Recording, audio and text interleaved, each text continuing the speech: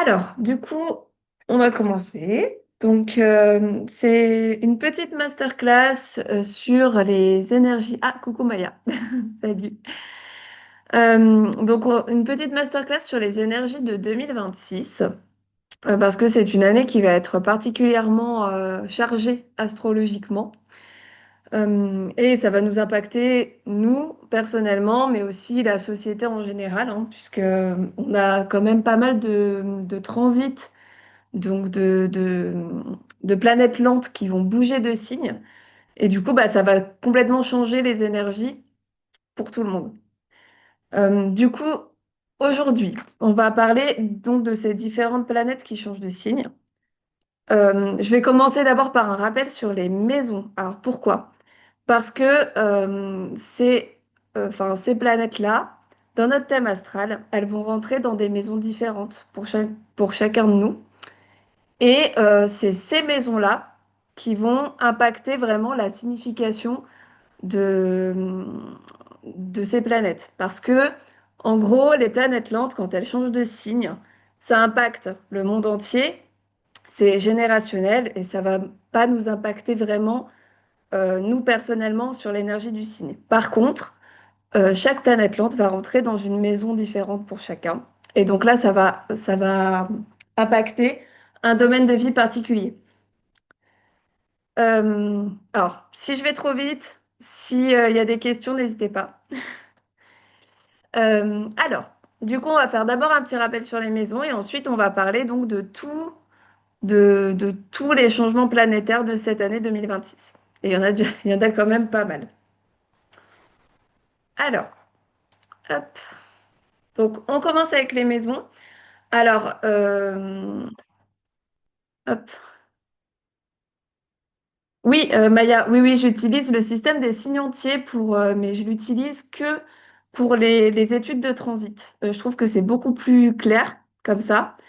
Ça marche, en général, ça marche assez bien. Enfin, je l'ai vu fonctionner sur moi-même, sur les autres. Dès qu'il y a un changement de signe pour une planète lente, bah, en général, ça impacte directement la maison suivante. Donc, pour ceux, s'il y en a qui savent pas trop ce que c'est signe entier et Placidus, en fait, c'est des façons différentes d'interpréter un thème astral. Donc, les signes entiers, en fait, ça, c'est un système qui nous fait mettre une maison dans un signe. Donc, à chaque fois qu'une planète va changer de signe, elle va forcément changer de maison. Alors que Placidus, pour le coup, ça peut être un petit peu décalé. Donc, j'utilise les signes entiers pour les analyses de transit. Par contre, j'utilise Placidus pour les analyses de thèmes astro et les analyses karmiques. Donc, pour ce qui est des maisons, donc on a 12 maisons hein, donc, qui sont reliées énergétiquement aux 12 signes astrologiques. Donc, la maison 1 qui va parler plutôt de la personnalité, de notre corps, de notre ego. La maison 2 qui va parler des valeurs, de la possession, alors des possessions, qu'elles soient matérielles, mais aussi ça peut être des possessions, posséder quelqu'un, par exemple dans le couple, hein, parce que c'est relié à l'énergie du taureau qui va être assez possessif. Donc c'est les possessions, les valeurs, notre valeur personnelle, la valeur que l'on s'accorde, et aussi l'argent avec la maison 2. La maison 3, c'est tout ce qui va parler de communication, du mental, de notre environnement proche aussi. Tout ce qui est les voisins, la vie autour de nous, enfin vraiment toutes les personnes qui sont autour de nous. Euh, nos amis plus ou moins éloignés, enfin voilà, toutes les personnes qui sont autour de nous. Pour la maison 4, c'est une maison qui est reliée au foyer, à la famille. Donc, c'est la maison du cancer. Donc, c'est vraiment une maison où on va être chez nous, on va avoir envie d'être entouré des personnes très, très proches de nous, de notre famille. Mais c'est aussi un retour à soi, la maison 4. C'est l'introspection, c'est la prise en compte de nos émotions, de nos sentiments. Pour la maison 5, donc la maison 5, elle est reliée à l'énergie du lion. Donc c'est une maison beaucoup plus légère pour le coup que la maison 4. C'est une maison qui va nous parler de joie, de loisirs. Ça va nous parler aussi de nos relations amoureuses, mais les relations amoureuses un peu, comment dire, frivoles. Les relations quand elles commencent, pas les relations sérieuses, pas le mariage, etc. C'est vraiment les relations amoureuses au début. Ça va nous parler aussi des enfants, donc notre rapport avec nos enfants ou avec les enfants en général. Et la maison 5 va nous parler aussi d'estime de nous.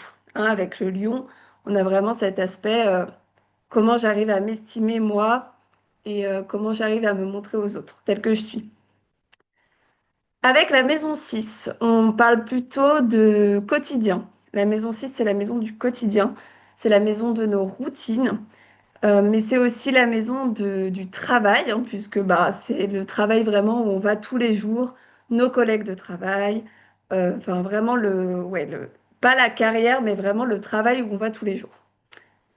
Et on va parler aussi de santé avec la maison 6 sur comment prendre soin de nous, comment bien manger. Enfin voilà, la préoccupation de la maison 6, c'est d'être le plus comment dire, le plus en bonne santé, on essaye de prendre soin de nous de ce côté-là. Ensuite, la maison 7. Alors la maison 7 là, pour le coup, elle va parler du couple sérieux, du contrat, donc du mariage, des personnes enfin, de la personne avec qui on est, du partenaire. Alors ça peut être aussi le partenaire d'affaires, mais c'est vraiment le côté très, les personnes qui sont la personne qui est très proche de nous et qui va être notre partenaire au quotidien, que ce soit dans notre vie pro ou dans notre vie perso. Par exemple, des personnes, des chanteurs ou des acteurs qui seraient un peu en duo, genre, je sais pas moi, Eric et Ramzy par exemple, bah, eux, ils sont dans leur maison 7 parce que vraiment, ils sont très proches l'un de l'autre. C'est vraiment, voilà, c'est un peu fusionnel, il y a un contrat entre eux. Mais la maison 7, elle nous parle aussi des autres, puisque c'est la maison qui est opposée à l'ascendant, qui nous parle de nous. Et donc, en général, dans la maison 7, on arrive moins à percevoir l'énergie, on arrive moins à, comment dire, on appréhende moins l'énergie de la maison 7, puisque c'est vraiment très différent de notre être, de la façon dont on se montre au monde. Et du coup, c'est souvent la maison 7 les choses qu'on va reprocher aux autres, mais aussi les caractéristiques qui vont nous attirer chez les autres. Et en maison 7 du coup, on va parler aussi beaucoup de contrats. Donc, bah, s'il y a des choses qui se passent dans la maison 7 dans l'année, ça peut être par exemple un nouveau mariage, un nouveau contrat professionnel, enfin, ça peut être des choses comme ça. Ensuite, la maison 8. Donc, la maison 8, c'est une maison beaucoup plus introspective. C'est la maison du scorpion. Donc, c'est une maison plus dark, entre guillemets. C'est une maison qui va être liée à la psychologie, à l'introspection, au pouvoir aussi qu'on va reprendre sur notre vie ou sur les autres. Ça peut être aussi des épreuves, hein, la maison 8 en général.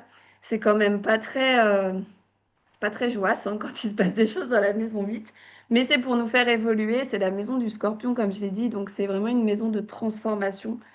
Dans la maison 8, on va pouvoir par exemple commencer une psychothérapie. Alors c'est compliqué sur le moment, mais c'est pour nous faire évoluer. Donc voilà, il va se passer des épreuves dans la maison 8 qui après nous feront grandir et nous feront changer. Maison 9, alors la maison 9 un peu plus sympa, un peu plus tranquille, c'est la maison du Sagittaire. Donc ici, on va parler plutôt de but de vie, de quête de sens, beaucoup. On a envie de trouver sa mission, entre guillemets. On a envie de savoir pourquoi on est là. On a envie de découvrir plein de choses, de voyager. On va s'intéresser de plus en plus à la philosophie, à la religion, à la spiritualité, parce on élargit notre horizon avec la maison 9. Ensuite, la maison 10, c'est la maison de la carrière, de la mission de vie. Alors, je mets des gros guillemets à mission de vie, hein. Mais en gros, c'est ce qu'on a envie d'apporter au monde.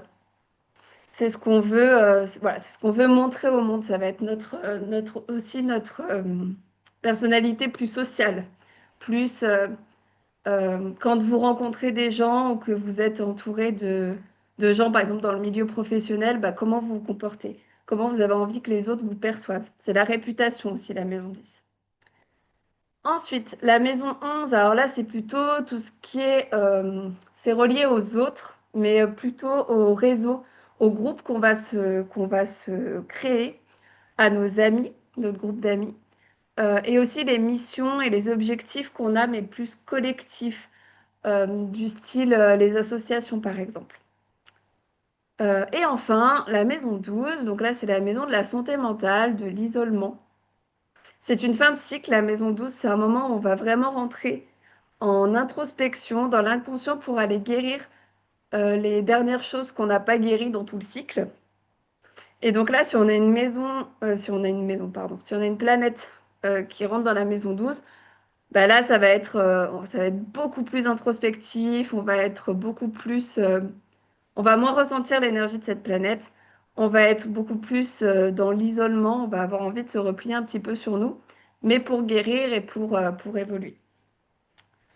Donc voilà pour le tour des maisons. Donc ça, le but, c'est de bien garder en tête un petit peu ce que veulent dire les maisons pour après pouvoir, pouvoir mettre l'interprétation de la planète dans ce domaine de vie-là.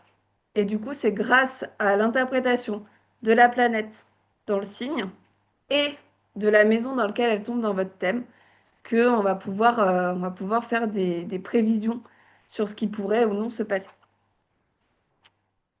Est-ce que je vous ai perdu? Ou est-ce que ça va pour l'instant? Non, ça va, s'il y a des compléments aussi par rapport à certaines maisons où c'est très intéressant. Et on n'y pense pas nécessairement, mais c'était bien expliqué. Bon, bah super, tant mieux. Bon, de toute façon, n'hésitez pas, hein, s'il y a des questions, même à la fin, hein, on pourra prendre un petit moment pour répondre aux questions. Bon, on va commencer du coup avec la première planète qui va changer de signe. J'ai nommé Neptune. Donc Neptune, elle est déjà rentrée un petit peu en bélier en 2025. 2025, c'était une année un petit peu de transition, où on était encore dans les anciennes énergies, mais on a eu un avant-goût des énergies qu'il y aurait en 2026, parce qu'on a Neptune, Uranus et Saturne qui sont rentrés dans les nouveaux signes, mais après ils ont rétrogradé, donc ils ont reculé dans le signe précédent. Alors bien sûr, ils n'ont pas reculé vraiment dans le ciel, hein. C'est un effet d'optique qu'on a nous depuis la Terre, mais du coup, on a eu l'impression qu'ils reculaient. Et donc, ils ont changé, ils ont de nouveau changé de signe, ils sont retournés dans leur ancien signe. Donc Neptune, du coup, elle va repasser en bélier, pour de bon cette fois-ci. Et elle va passer en bélier donc le 27 janvier, et elle restera jusqu'en 2039. Donc c'est vraiment un transit qui est très très long, le transit de Neptune. Nous, de notre vivant, on reverra plus jamais Neptune en bélier. D'ailleurs, on verra pas pas mal de placements de Neptune. Et du coup, bah, ce transit-là, il va être vraiment plus euh, générationnel et il va impacter vraiment la société entière parce que les aires des planètes lentes, quand elles restent longtemps dans un signe, bah, ça donne une énergie un petit peu différente. Du coup, Neptune en bélier, elle va donc entrer chez nous dans une nouvelle maison, du coup. Hein, la maison qui est dans le signe du bélier dans votre thème. Donc ça dépend, par exemple. Bah, par exemple, moi, je suis ascendant vierge et Neptune va rentrer dans ma maison 8. Donc, bon, je suis pas ravie. Ça va faire un peu mal, mais bon. Et donc, en fonction de votre ascendant, bah, elle va rentrer dans une maison différente. Donc, si vous êtes ascendant bélier, maison 1, ascendant taureau, maison 12, ascendant gémeaux, maison 11, etc., etc. Donc ça, il faut bien regarder votre thème pour savoir où est-ce que ça va tomber. Et donc, un transit long, c'est un petit peu différent dans l'interprétation qu'un transit court. Pourquoi? Parce que, bah, vous vous en doutez, Neptune va rester en bélier pendant 13 ans à peu près. Et donc, il va pas se passer des événements non-stop pendant 13 ans, forcément. Sinon, on serait un petit peu crevé à force d'avoir des trucs qui se passent dans nos vies. Mais du coup, ce qui va se passer, c'est qu'elle va donner une nouvelle énergie à notre maison. Et quand elle va être réactivée par certaines planètes qui vont la toucher à certains moments, donc soit qui vont se coller à elle. Là, par exemple, Neptune et Saturne vont être collés au début de l'année 2026 et pendant quelques temps. Donc, du coup, ça va réactiver un petit peu le truc. Mais par exemple, quand il y a le Soleil qui va passer en bélier tous les ans, quand il y a Vénus ou Mars qui vont passer en bélier et qui vont toucher Neptune, ou alors qui seront en opposition ou en carré à Neptune, bah là, c'est des moments de l'année où ça va bouger les choses et on risque d'avoir un peu plus d'impact. Neptune aussi, elle va peut-être toucher des placements que vous avez en bélier. Peut-être que vous avez des planètes ou des astéroïdes dans le signe du bélier. Et dans ce cas-là, bah, plus elle va avancer, plus elle va toucher peut-être des placements dans votre thème. Ou alors elle va se mettre en aspect. Donc en aspect, c'est les oppositions, les carrés, les trigones et les sextiles. Elle va peut-être se mettre en aspect, elle va communiquer avec d'autres planètes dans votre thème. Mais ça, du coup, ça va se faire sur quelques temps. Et donc pendant les 13 ans, oui, 13 ans, les 13 ans de Neptune en bélier, bah, vous n'allez pas ressentir les choses tout le temps de la même façon. Euh, donc voilà pour les transits longs. Donc là, en gros, ce que je viens d'expliquer pour Neptune en Bélier, ça va être valable aussi pour les autres planètes lentes. Donc, par exemple, Uranus qui rentrera en Gémeaux, dont on parlera après, bah, ça va être un peu la même chose. Il va rester très longtemps. Donc, du coup, voilà, ça va avoir à peu près le même impact. Donc là, on va parler plus particulièrement de Neptune en Bélier. Donc, Neptune, c'est la planète qui est reliée au Poisson. C'est une planète de spiritualité, une planète de collectif. C'est une planète d'idéaux, c'est une planète de guérison aussi. Et donc, avec Neptune en bélier, eh ben, on commence un nouveau cycle. Parce que le bélier, je pense que ça, vous le savez, c'est le premier signe du zodiaque. Et du coup, bah, quand une planète repart en bélier, eh ben, elle va commencer un nouveau cycle. Donc là, on peut s'imaginer qu'il va se passer des choses un petit peu nouvelles, notamment vis-à-vis du collectif. Bon, ça, vu ce qui se passe dans les actualités, on se doute bien qu'il va se passer des choses. Mais donc, il va se passer des choses au niveau du collectif. En plus de ça, le bélier, c'est un signe de courage, de force, d'impulsivité. Donc, on peut se dire qu'il risque de se passer, comment dire? Bah, il y a une confrontation entre Neptune, qui va être vraiment beaucoup plus collective, beaucoup plus douce, hein, puisque c'est une planète d'eau, c'est une planète dans les émotions. Et le Bélier, par contre, lui, c'est une planète de feu, il agit, il y va. Et du coup, bah, on n'est pas du tout dans la même énergie, hein, Neptune et le Bélier. Euh, Néanmoins, avec Neptune en Bélier, on va parler du coup du rêve et du collectif. Et le bélier, il va nous donner la force et l'envie de nous battre pour nos idéaux, pour le collectif, hein, pour pouvoir changer les choses collectivement. Il y a une mise en mouvement avec le bélier et du coup, on va avoir tendance à se lancer un peu à corps perdu dans de nouvelles idées. On va se dire qu'il y a des nouvelles façons de voir le monde et il va falloir les mettre en place vite, sans forcément trop réfléchir d'ailleurs. Et ça peut être autant collectivement qu'individuellement pour le coup. Euh, le bélier, il peut aussi nous parler de conflits. Donc, on peut voir des conflits naître au niveau collectif. Donc, bah, malheureusement, pourquoi pas des conflits même internationaux. Euh, donc, parce que bon, on rappelle que le bélier, c'est quand même le signe de Mars, hein, c'est le signe de la guerre. Enfin, c'est la planète de la guerre, Mars. Donc, voilà, ça peut être un petit peu compliqué à ce niveau-là. D'ailleurs, la dernière fois que Neptune était en bélier, eh ben, c'était au moment de la guerre de sécession aux États-Unis. Donc c'est vraiment un moment où les gens se sont battus pour des idéaux et pour un mieux-être collectif, puisque c'était pendant l'abolition de l'esclavage aux États-Unis. Donc il y a vraiment cette nouvelle idéologie, cette empathie aussi pour que les autres soient mieux. Euh, enfin voilà, il y a vraiment cette envie que le peuple aille mieux, entre guillemets, avec Neptune en bélier. Donc après, à voir ce que ça va donner au niveau collectif.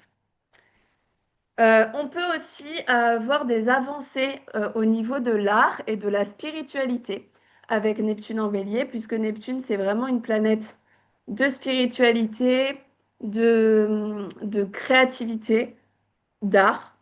Et, euh, et du coup, voilà, on pourrait voir des avancées à ce niveau-là.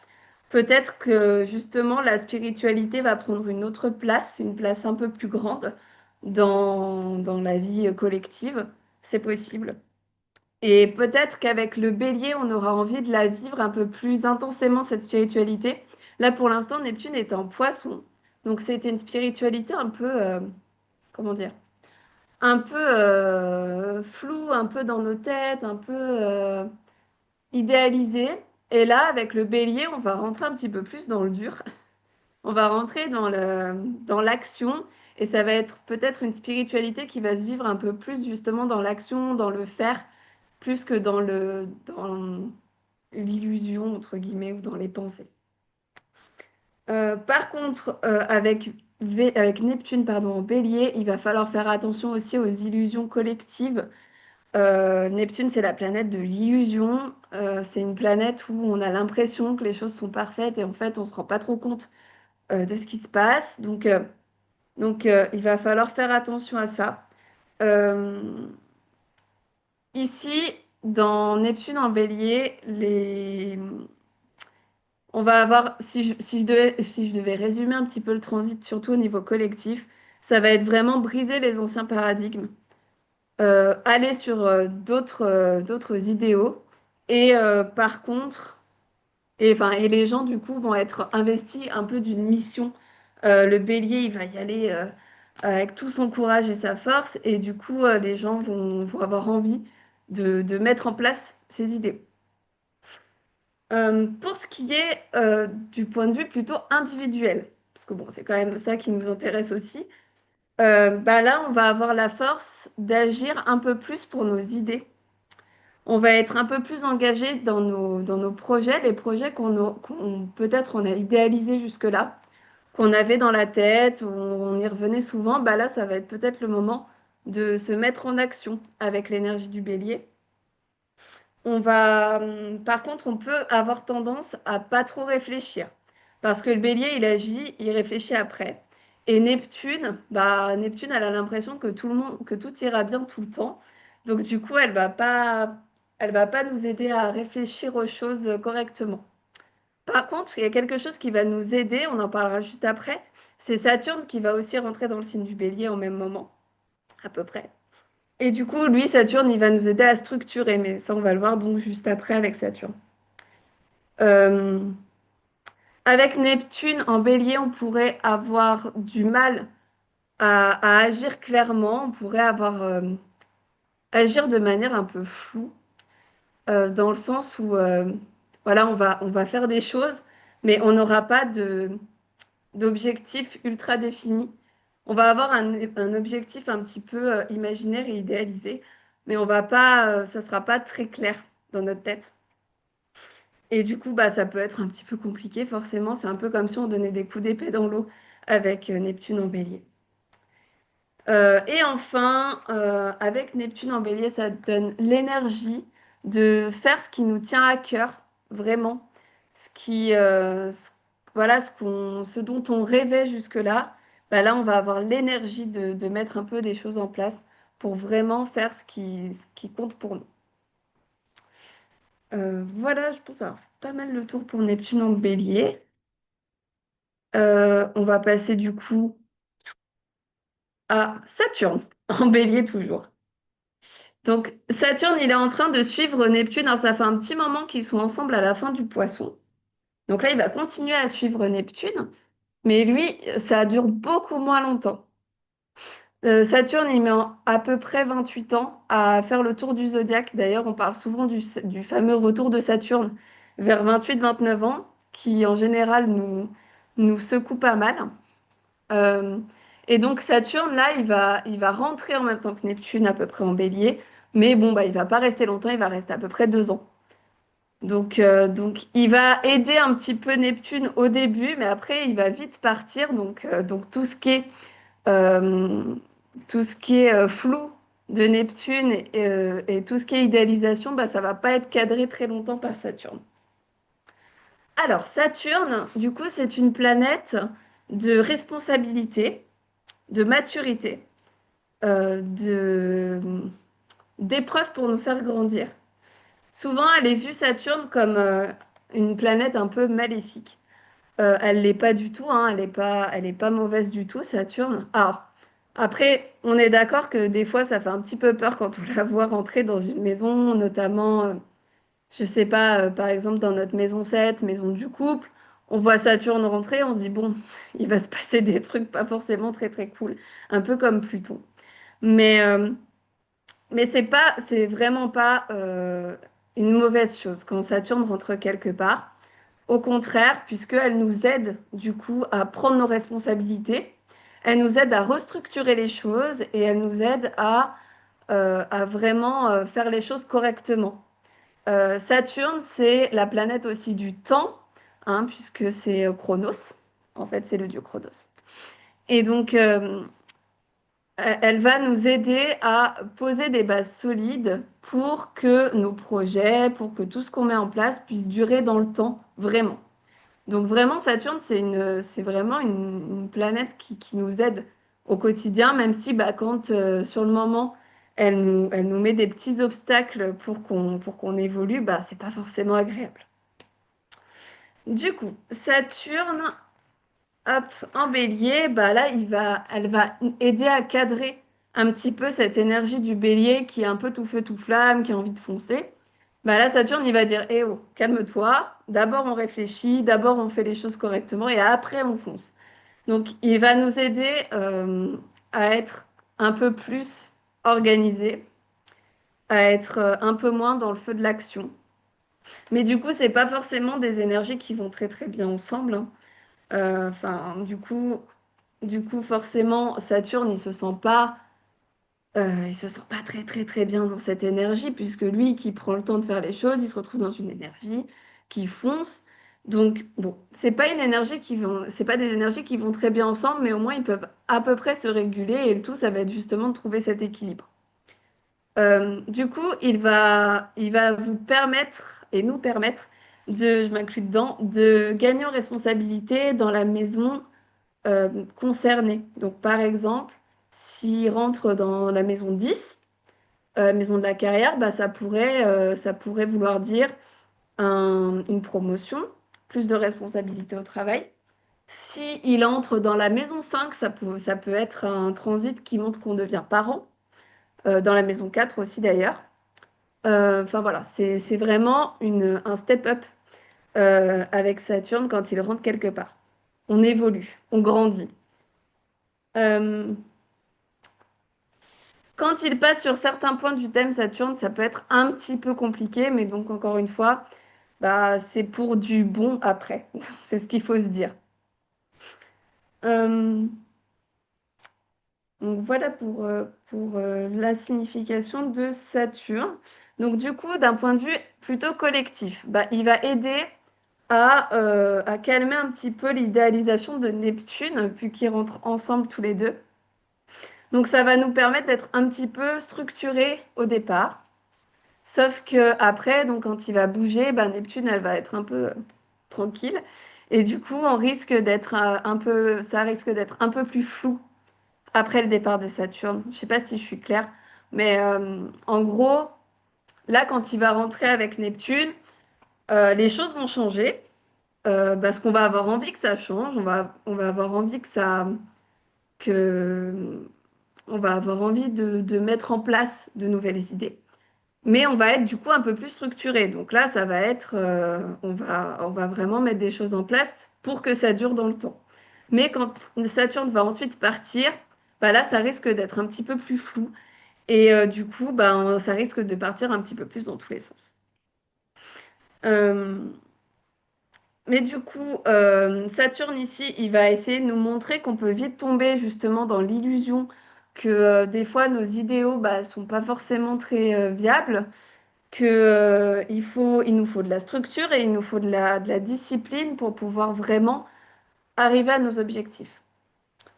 Euh, il va, il va nous aider à mettre en place nos projets aussi. Euh, il va, hum, il va nous pousser à ne pas agir du coup sans réfléchir et à mettre en place bah, tous les projets, les rêves que l'on a, à les mettre en place correctement pour que ça dure. Euh, voilà pour Saturne. Hop. Et donc voilà, Saturne, il va vraiment, en gros, nous pousser, que ce soit collectivement ou individuellement, à réfléchir avant d'agir, à poser les bases, des bases solides et saines pour que nos projets puissent durer dans le temps. En fait, grâce à Saturne, des projets qui sont faits grâce à Saturne, ils vont ensuite pouvoir être pérennes et durer vraiment dans le temps. Est-ce que c'est OK pour Saturne et Neptune en bélier pour l'instant? Je vous ai pas assommé. Oui, oui, ça va pour l'instant.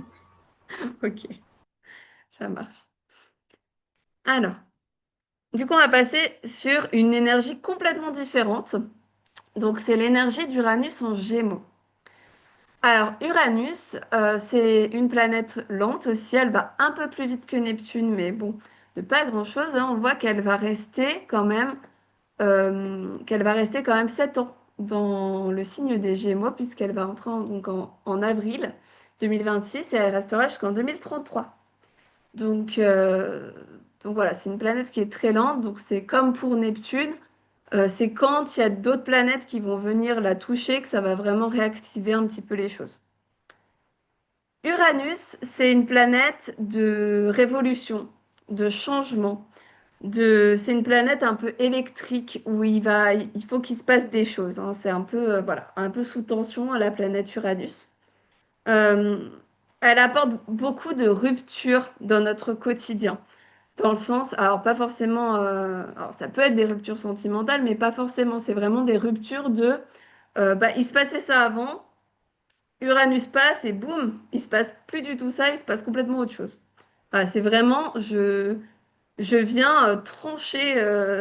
viens trancher pour que tu puisses changer radicalement de façon de faire, de point de vue. Alors attention, Uranus, elle va changer les choses, mais pas si on est très aligné avec ce qu'on est en train de faire. Par exemple, elle rentre dans la maison 6 ou la maison 10, maison du travail. Elle va pas faire démissionner quelqu'un qui serait trop bien et trop épanoui dans son boulot. C'est pas le cas. Uranus, en fait, elle va venir secouer un peu les choses pour qu'on puisse nous prendre conscience que bah, effectivement, c'est peut-être pas fait pour nous ce qu'on est en train de faire. Et dans ce cas-là, elle va nous pousser vraiment à, à changer les choses radicalement pour être un petit peu plus alignés. Euh, c'est vraiment une planète comme si en fait elle venait nous donner un petit coup d'électricité, un petit coup de jus pour nous réveiller et qu'on sorte un petit peu de notre zone de confort. Ouais, Uranus, elle aime pas du tout la zone de confort, elle est là pour mettre un coup de pied dans la fourmilière. Euh, elle agit beaucoup, Uranus, comme un détonateur. Donc quand elle est dans un endroit du thème, bah, elle va vraiment appuyer dessus voilà, pour tout faire sauter si c'est pas, si bien entendu, c'est pas bon pour nous. Euh, donc pour ce qui est du Gémeaux, des Gémeaux. Le signe des Gémeaux, c'est un signe où Uranus se sent plutôt bien, puisque Uranus, elle est reliée à l'énergie du Verseau. Et le Gémeaux, c'est aussi comme le Verseau un signe d'air. Donc c'est vraiment une énergie où elle se sent pas mal du tout. On est plutôt bien avec Uranus en Gémeaux. Et, et du coup, Avec le Gémeaux, on va parler de changement, donc plutôt dans la communication. Donc on pourrait avoir de nouvelles façons de communiquer, alors que ce soit de nouveaux réseaux sociaux ou juste l'invention du coup d'un nouveau procédé pour qu'on puisse communiquer. Pourquoi pas si on va très très loin, une forme de télépathie ou des choses comme ça. Euh, Il y a un bond en avant donc dans tout ce qui va être dans tous les thèmes qui vont être reliés aux Gémeaux, donc la communication, je l'ai dit. L'éducation, on pourrait avoir de grosses avancées au niveau de l'éducation, une nouvelle façon d'apprendre, une nouvelle façon de se former. Donc ça pourrait être le boom justement tout ce qui est formation en ligne. Alors il y en a déjà beaucoup, mais ça pourrait vraiment monter à un niveau supérieur. Par exemple, on pourrait penser à toutes les facs, les universités, ça pourrait vraiment être majoritairement en ligne ou alors de nouvelles, avec une nouvelle manière d'enseigner. Ça pourrait être aussi le boom de l'IA hein, dans tout ce qui est, dans tout ce qui est éducation, ou en tout cas de pouvoir de, voilà, qu'il y a un rôle différent de l'IA dans notre façon de nous former. Euh, on va être aussi, attendez, pardon.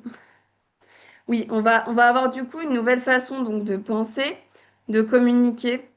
Uranus, elle va bouger vraiment les choses à ce niveau-là. Le Gémeaux, c'est aussi un signe de déplacement, donc ça pourrait être de nouveaux moyens de transport qui vont voir le jour à ce moment-là. Alors ça va être sur des déplacements plutôt proches, parce que si on parle de déplacements lointains comme l'avion, ça serait plutôt le signe du Sagittaire.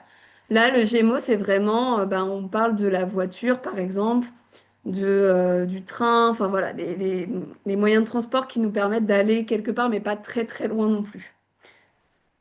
Donc, il pourrait y avoir de gros avancements à ce niveau-là. Euh, on pourrait aussi avoir une nouvelle façon de penser tout ce qui est nos, notre gouvernement, les politiques, parce que bah, c'est vraiment une nouvelle façon de voir le monde, Uranus en Gémeaux. Et des choses qui vont changer notre quotidien. Donc du coup, on pourrait avoir envie avec Uranus d'enlever tout ce qui est un peu sclérosé, tout ce qui est un peu, enfin, qui fonctionne plus. Et voilà, mettre bah, encore une fois un coup de pied dans la fourmilière pour vraiment rechanger les choses complètement.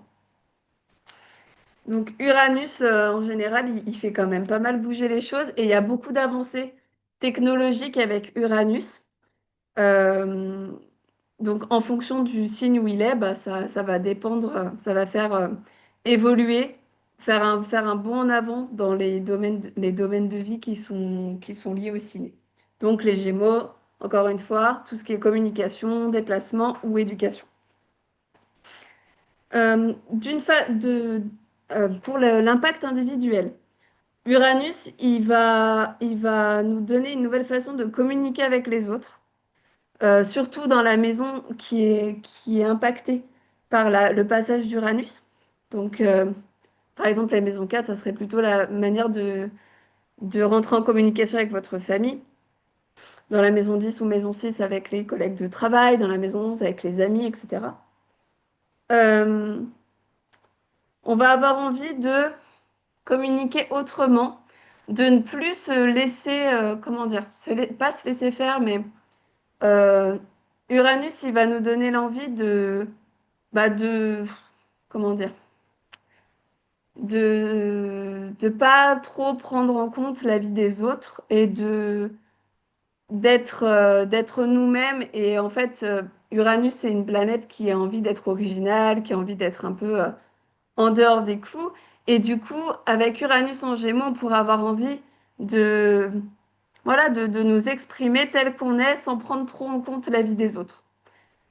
Euh, En plus de ça, ça pourrait, d'un point de vue individuel, alors après ça dépend vraiment de la maison dans laquelle ça tombe, mais avec le Gémeaux qui parle de déplacement et Uranus, on pourrait penser à un déménagement pas très très lointain, mais on peut penser à un déménagement. Bon, ça laisse quand même une grosse marge d'années pour déménager. Et on peut commencer aussi, ça peut être le début d'une nouvelle formation. Avec Uranus en Gémeaux, on pourrait se lancer dans une formation qui nous plaît. Euh, alors, le point un petit peu, entre guillemets, négatif, enfin et encore, c'est que Uranus en Gémeaux, c'est vraiment, donc on l'a dit, c'est une planète d'air dans un signe d'air. Donc c'est vraiment beaucoup, beaucoup de pensées, un mental très, très, très, très, très présent. Et du coup, ça peut être un petit peu compliqué parce qu'on pourrait avoir vraiment l'impression que ça tourne vraiment très vite et tout le temps et qu'on n'arrive pas à calmer le mental avec Uranus en Gémeaux. Euh, donc ça va nous donner vraiment beaucoup de pensées. Donc là, ce qu'il va falloir, c'est quand même apprendre à un petit peu calmer le cours de nos pensées. Par contre, Uranus en Gémeaux, dans le même esprit, ça va nous donner quand même une bonne vivacité d'esprit, une réflexion beaucoup plus rapide, notamment dans le domaine concerné. On va réfléchir plus vite, on va avoir plein d'idées. Enfin, c'est quand même un bon transit à ce niveau-là. Euh, je crois qu'on est pas mal pour Uranus en Gémeaux. Donc voilà, le but d'Uranus, ça va être vraiment de secouer un petit peu les choses et d'en finir avec tout ce qui avait lieu avant, en fait. Ensuite, on va passer à Jupiter. Alors lui, Jupiter, c'est pas une planète très lente, puisqu'elle reste à peu près un an dans chaque signe. Donc, elle est un petit peu comme Saturne. Elle est un peu entre les rapides et les planètes lentes. Et alors, on va commencer l'année avec Jupiter par une rétrogradation. Il va rétrograder en Cancer jusqu'en mars. Et ensuite, il va réavancer et il va rentrer en Lion le 1er juillet 2026. Alors, Jupiter, pour le coup, c'est un peu l'opposé, entre guillemets, de Saturne. Saturne qui a tendance à restreindre, à limiter, etc. Jupiter, lui, c'est l'expansion, c'est la chance, c'est la joie, c'est la... Enfin, vraiment, il nous rebooste, Jupiter, quand il rentre dans une maison. En général, c'est plutôt bon signe. On a plus de chance dans cette maison-là quand Jupiter rentre. Euh, du coup, Jupiter, quand il va rentrer en Lion, il va amplifier la maison du Lion dans votre thème. Donc, c'est un domaine de vie qui va prendre un peu plus d'importance à partir du mois de juillet. On est dans une énergie avec Jupiter, une énergie d'abondance, une énergie voilà, où on va vraiment penser beaucoup à ce domaine de vie-là. Et en plus de ça, Jupiter, il est plutôt bien dans le signe du Lion, puisque c'est un Jupiter, il est relié au Sagittaire, qui est un signe de feu, et le Lion est un signe de feu également. Donc on est plutôt sur une énergie qu'il aime bien. Et du coup, bah, il va pouvoir exprimer tout son potentiel. On est dans une énergie de joie, en plus avec le lion, de créativité, d'amour. On est très optimiste avec Jupiter en lion. Donc, il y a un boost de confiance en soi. Euh, En tout cas, il va venir nous faire travailler notre confiance en nous. Encore une fois, dans le domaine lié à votre maison en lion. On pourrait être beaucoup plus focalisé sur des enfants. Donc, si on a des enfants, ils vont prendre une place plus importante cette année-là, donc dans votre vie. C'est aussi une planète qui va nous donner pas mal de générosité, qui va aussi amplifier le côté créatif, artistique du lion. Et ça va être un bon moment aussi pour impulser des projets, puisque bon, on reste dans une énergie de feu, donc on a envie de mettre des choses en place. Le seul truc où il va falloir faire un petit peu attention avec Jupiter en Lion, ça va être la place de l'ego. Jupiter, c'est quand même une planète qui grossit tout. Et le lion, il peut avoir tendance à être un petit peu dans son ego quand il n'est pas bien travaillé. Et donc, il va falloir faire attention à ce niveau-là. À, à avoir un certain équilibre entre j'ai de l'estime pour moi-même, je m'aime tel que je suis, j'ai confiance en moi. Et en même temps, je n'ai pas trop confiance en moi, entre guillemets. Genre, je ne suis pas dans l'ego, par exemple. Voilà pour Jupiter en Lion. On va passer aux nœuds lunaires. Alors, on n'est plus du coup sur des planètes avec les nœuds lunaires. On est sur, pardon, je cherche mes notes. On est sur des points fictifs. Donc, les nœuds lunaires sont des points fictifs qu'on a dans le thème astral et qui vont représenter notre chemin de vie.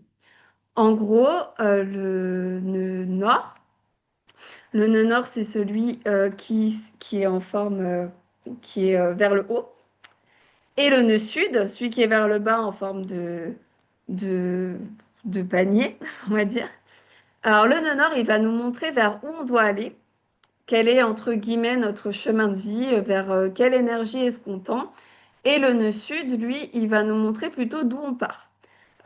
Qu'est-ce qui était notre enfance, qu'est-ce qui était si on fait de l'astrologie karmique, qu'est-ce qui était notre vie antérieure. Du coup, les nœuds lunaires, ils sont très importants pour un peu savoir dans quelle direction on va. Et du coup, bah, les nœuds lunaires, alors ils sont dans certains signes dans notre thème astral, mais bien entendu, ils continuent tout le temps de bouger et ils changent de signe. Alors, c'est tous les années et demie à peu près. Et donc là, ils vont rentrer en juillet dans l'axe Verseau-Lion. Donc le nœud nord va rentrer en Verseau et le nœud sud va rentrer dans le signe du Lion.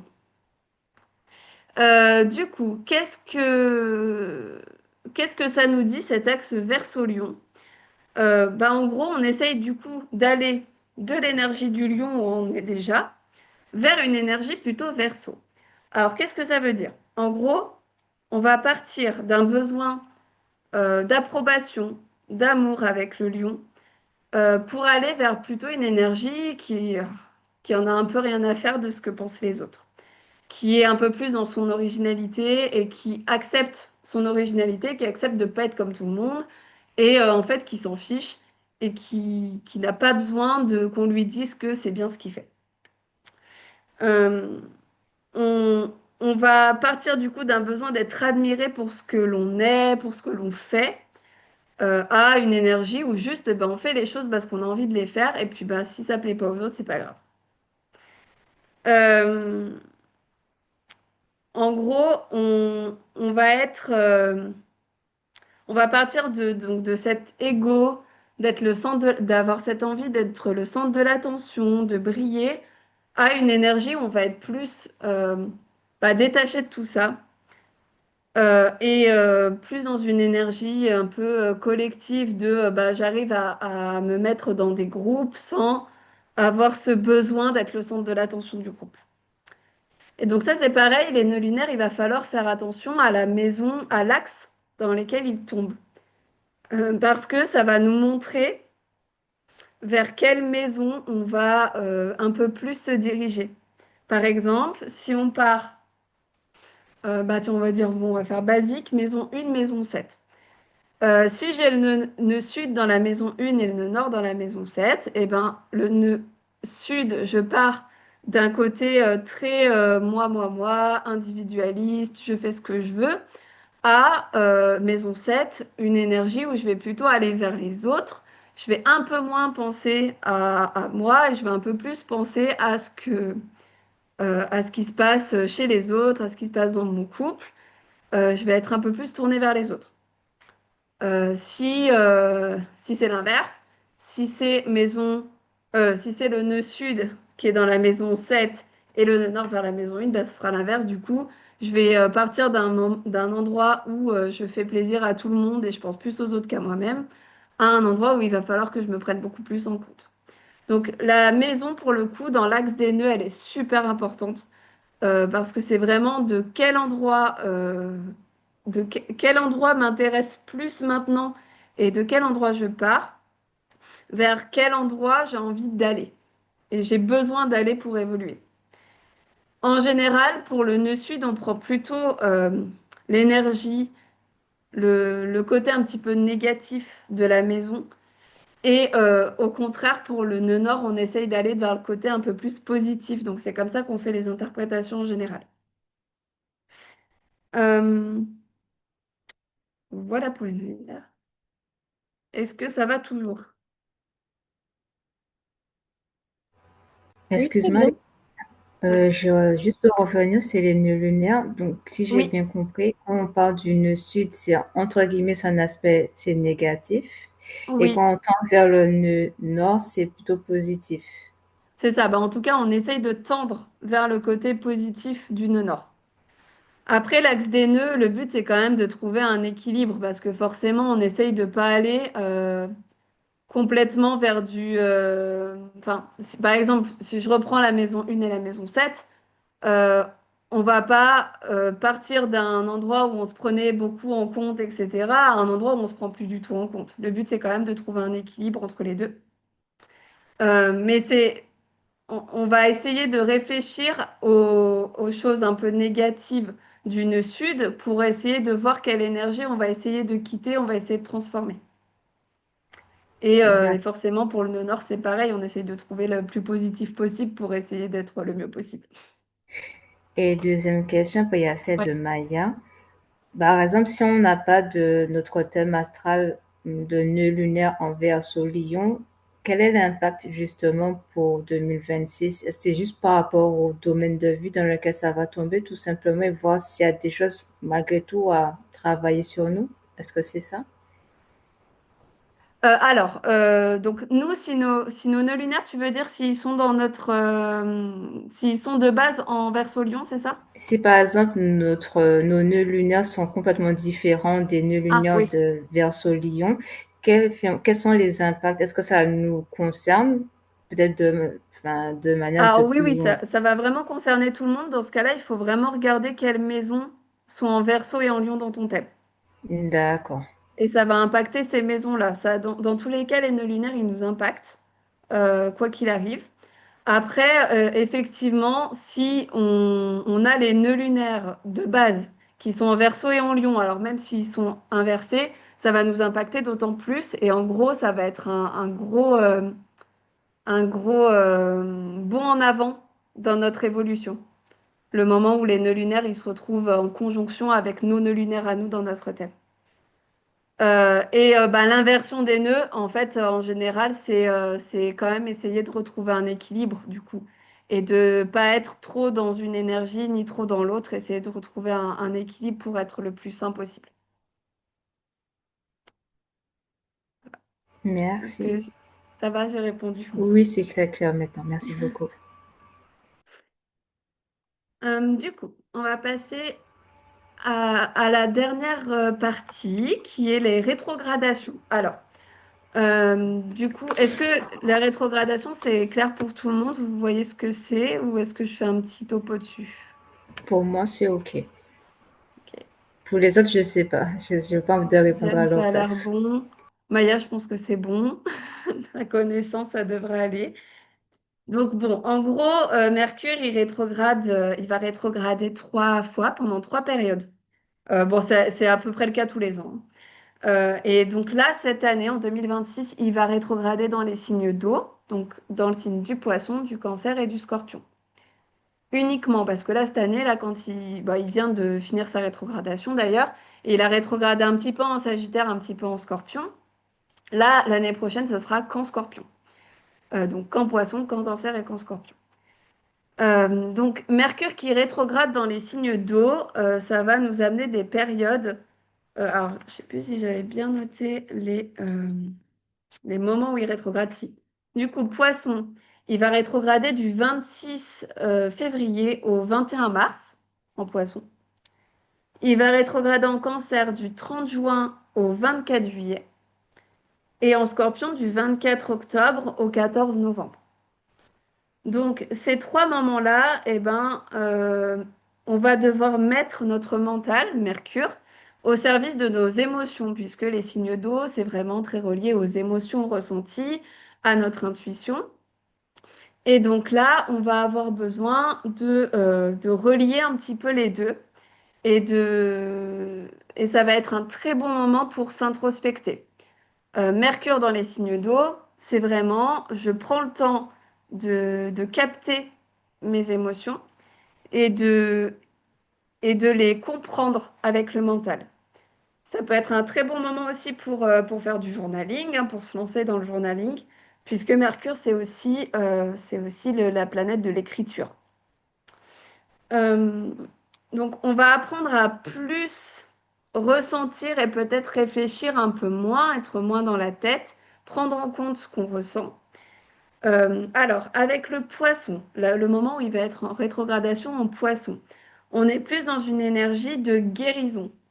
On va avoir envie de guérir certaines choses, plus, euh, d'être vraiment dans une introspection plus profonde, plus, comment dire, ouais, vraiment relié à ce qu'on ressent, à l'empathie qu'on peut avoir pour les autres. Vraiment, le poisson, c'est le côté un petit peu éponge de je ressens tout autour de moi. Et donc, on va être relié à cette énergie-là. Et du coup, ça va être le moment de réfléchir à pourquoi je ressens ces choses, comment je ressens les choses, et prendre un petit moment pour justement que le mental se mette en collaboration avec tous nos ressentis, toutes nos sensations. Et donc, ça va être le moment de guérir aussi certaines choses, vraiment de manière un peu mentalisée, dans le sens où on va essayer de réfléchir à comment je guéris telle blessure qui n'a pas encore été guérie. Et là, ce qui va être important avec Mercure rétrograde, c'est de regarder aussi dans quelle maison ça tombe dans le thème.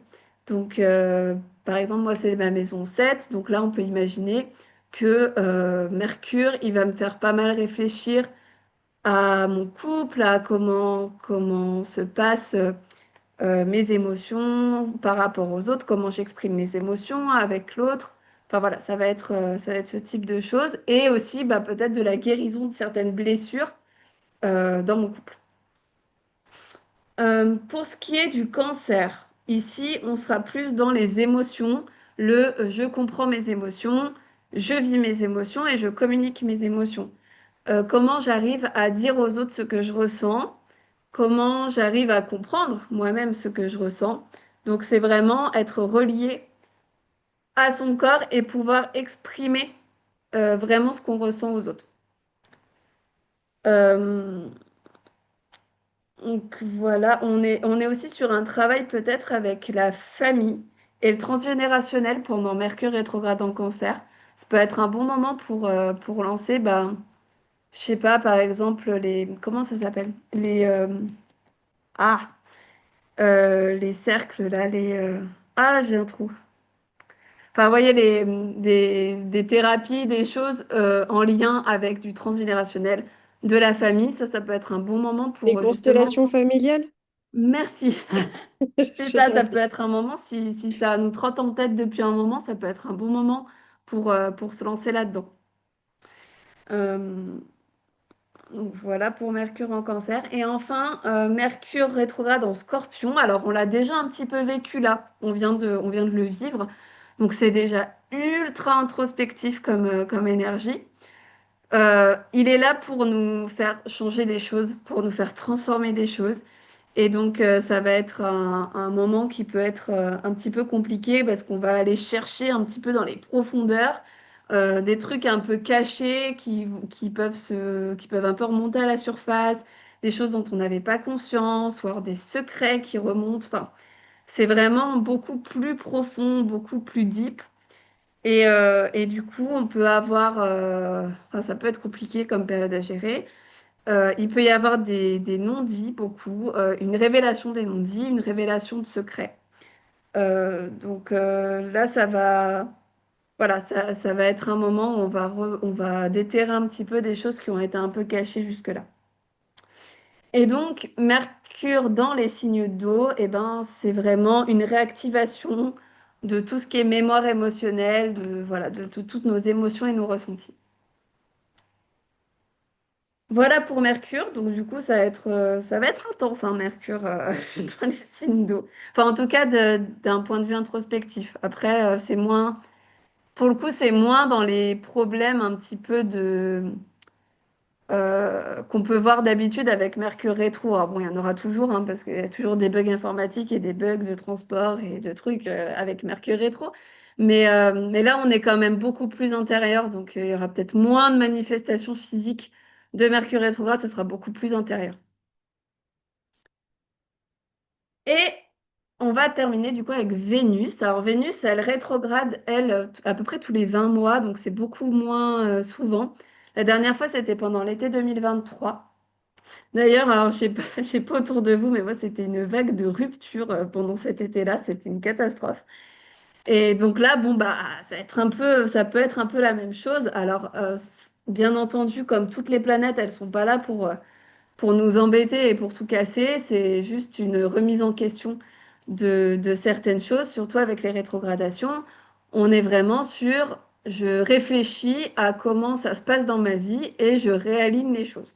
Donc avec Vénus, on parle plutôt de relations, on parle aussi de notre relation à notre corps et à nos valeurs, et on va parler aussi d'argent avec Vénus.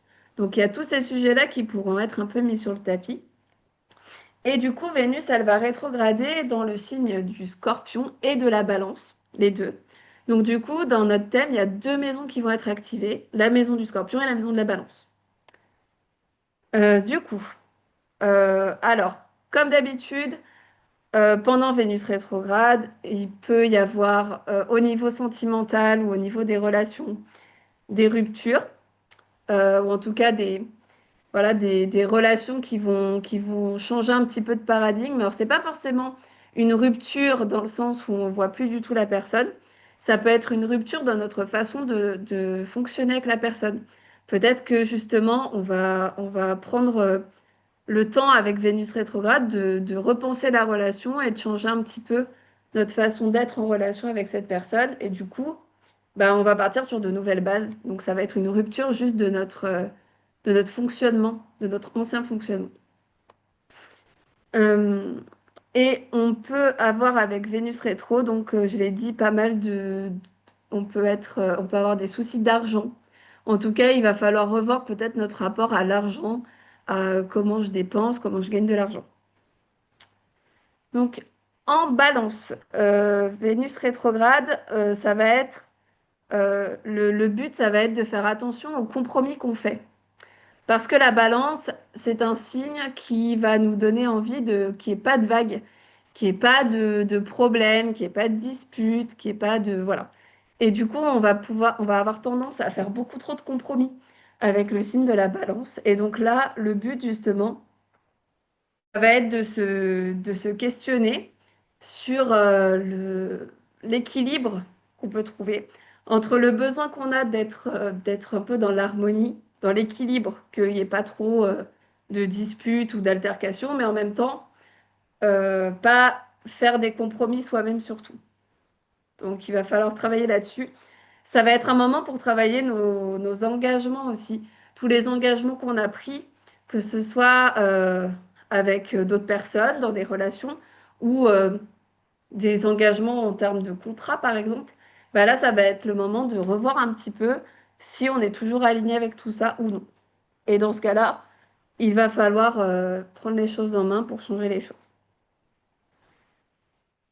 Pour ce qui est de la période où Vénus va rétrograder en Scorpion, alors là, bon, bah, on est vraiment dans les profondeurs avec avec le Scorpion. En plus, je crois que ce sera à peu près à la même époque que Mercure qui va rétrograder, donc ça va être intense.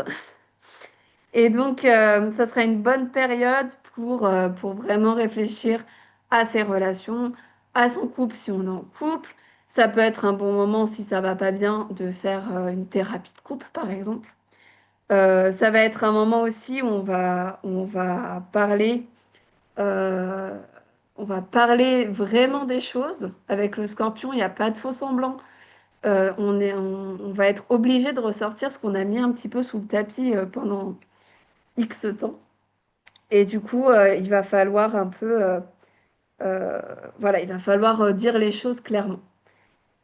Ça va être un moment aussi de lâcher un petit peu ce qui nous convient plus. Avec le scorpion, il a vraiment une énergie de bah ça me va pas. Bah en fait, il faut que je lâche et que je laisse tomber ce qui me va plus pour pouvoir évoluer, pour pouvoir avancer. Et enfin, on peut travailler aussi avec Vénus en scorpion sur la peur de perdre l'autre, hein, vu qu'on parle si on parle de relation, mais ça peut être aussi la peur de perdre de l'argent, la peur de perdre son confort matériel.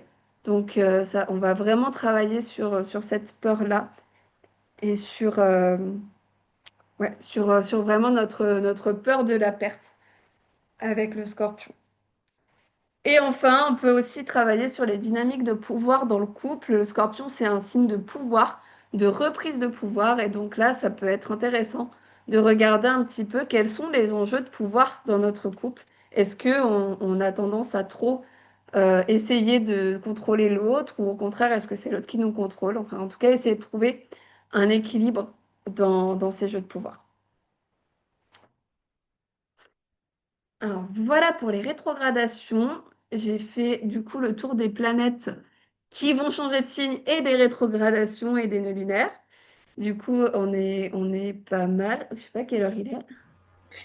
On est bien Excuse-moi, parti. Laetitia, Ouais, j'avais oui, oui. une petite question concernant Mercure en rétrograde dans les Vas-y, signes vas-y. d'eau.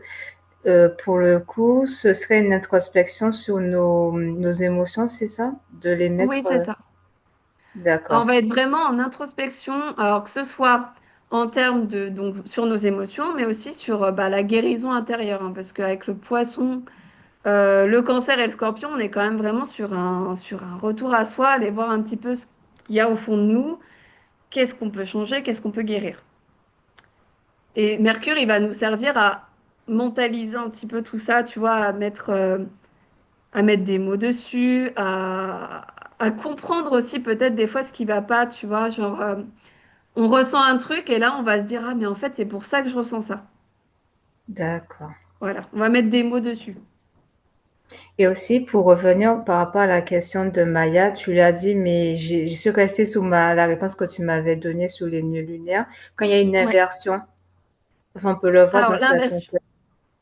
Ouais, pardon. L'inversion des nœuds, bah, du coup, ça va être plus trouver l'équilibre Ah, d'accord. entre les deux énergies, du coup. D'accord, très bien, c'est entendu. Merci beaucoup. De rien. Du coup, voilà, j'ai fait le tour. Alors, la dernière chose dont je voulais vous parler un petit peu, c'était une petite annonce. Je vais lancer une nouvelle prestation. Alors, c'est une prestation que j'avais déjà fait l'an dernier, en 2025. Et du coup, j'ai décidé de le relancer cette année. C'est l'Astro Transit, l'Astro Focus 2026. Et du coup, donc, qu'est-ce que c'est? En gros, ce sera une étude personnalisée du thème en fonction bah, de tous les transits de l'année 2026. Donc là, tous ceux qu'on a vus, mais aussi ben, les transits de Mars, de Vénus, quand ils viennent toucher des points particuliers dans le thème. Donc le but avec l'Astro Focus 2026, l'Astro Transit, c'est de voir vraiment ce qui va se passer mois par mois dans votre année. Et du coup, de pouvoir, voilà, de pouvoir avoir une étude approfondie. Donc ça se présente comme donc en format PDF, je le fais en format écrit. Et le but, c'est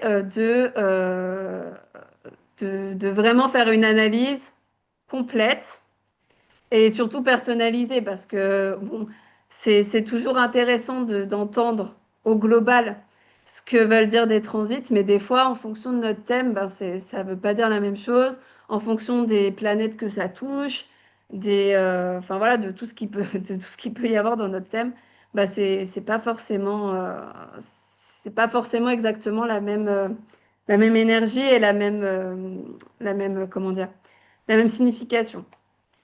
Donc moi là, le but, c'était vraiment de proposer quelque chose d'assez complet pour, voilà, pour que vous puissiez avoir une analyse et de pouvoir rentrer dans l'année 2026 de manière plus sereine, en sachant les périodes qui vont être plus favorables ou non, les périodes où il va y avoir peut-être des choses un petit peu plus compliquées aussi, hein. C'est important de savoir et d'être préparé, je trouve.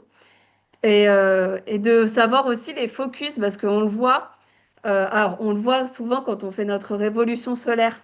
Quand on fait notre thème de révolution solaire, on peut voir les objectifs et les focus.